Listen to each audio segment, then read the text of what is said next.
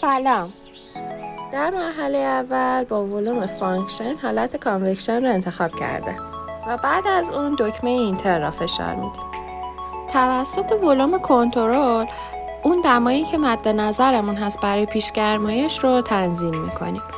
دمای کانوکشن میتونه از 40 درجه سانتیگراد تا 230 درجه سانتیگراد باشه که توی هر دستگاهی ممکنه کمی بیشتر یا کمی کمتر باشه. که برای مثال من این دما رو روی 100 درجه تنظیم میکنم و بعد از اون دکمه استارت رو فشار میدم. همونطور که میبینید بعد از اینکه دکمه استارت رو فشار دادم یه نوشته PRH یا همون پری هیتر روی نمایشگر دستگاهمون ظاهر میشه که نشون دهنده حالت پیشگرمایش دستگاه است. توی این مرحله دستگاه باید کاملا خالی باشه، حتی بهتره که از سه‌پایه‌ها هم استفاده نکنیم تا دمای داخلی دستگاهمون به اون دمای مد نظرمون برسه. بعد از اینکه پیشگرمایشمون کامل شد دستگاه به صورت هوشمند بوق میزنه و نوشته‌مون به حالت چشمک زن در میاد که این نشون میده دمای داخلی دستگاه به همون دمای 100 درجه‌ای که من تنظیم کردم رسیده.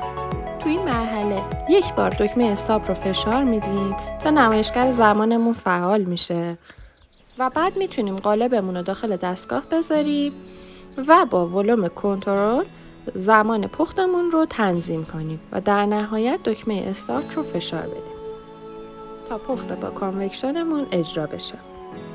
برای پخت با کانوکشن بدون عمل پیشگرمایش نیازه که شما همون حالت کانوکشن رو انتخاب کنید و بعد با فشار دادن دکمه اینتر دمای مد نظرمون رو وارد میکنیم. مجدد دکمه اینتر رو فشار میدیم و زمان پختمون رو تنظیم میکنیم و در نهایت استارت میکنیم.